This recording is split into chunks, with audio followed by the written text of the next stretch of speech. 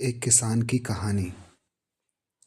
एक किसान था जिसके दो बेटे थे।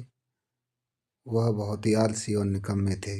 वह अपने पिता के कामकाज में हाथ बटाने के बजाय आलस किया करते थे, इधर उधर घूमते फिरते थे।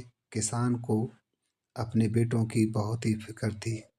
वह सोचते थे कि मेरे मरने के बाद इनका क्या होगा, ये अपना पेट कैसे भरेंगे, अपने परिवार को कैसे संभाल पाएंगे। एक दिन किसान की हालत बहुत ही गंभीर थी। कहने का मतलब किसान मरने की हालत में था। तभी किसान ने अपने दोनों बेटों को बुलाकर उनसे कहा कि हमारे खेत में एक खजाना गड़ा हुआ है, लेकिन वह किस जगह है उसकी जानकारी मुझे भी नहीं है। लेकिन खोदने के बाद तुम्हें वो खजाना मिल जाएगा। इतना कहकर किसान भगवान को प्यारा हो गया। खजाने की खबर सुनकर दोनों बेटों के मन में लालच आ गया और वो दोनों खेत पर फावड़ा लेकर चले गए।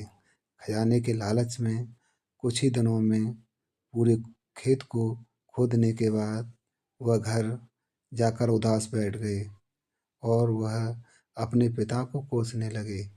इसी तरह कुछ महीने बीत गए और वर्षा ऋतु का आगमन हुआ। किसान के बेटों के पास पेट भरने के लिए सिर्फ एक ही जरिया था और वह था खेत। तब बाकी किसानों की तरह वह किसान के बेटे ने खेत में बीज बोना शुरू कर दिया। वर्षा का पानी पाकर वह बीज अंकुरित हुए और देखते ही देखते खेत लहराने लगे।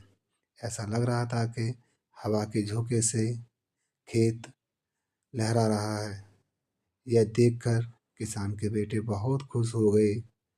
उनको समझ आ गया कि परिश्रम ही सच्चा धन होता है और वो उसी तरह से अपने पिता के शब्दों का मोल भी समझ गए और अपने काम काज में लग गए। दोस्तों, आपको ये किसान की कहानी कैसी लगी? अच्छी लगी हो तो सब्सक्राइब और लाइक करना।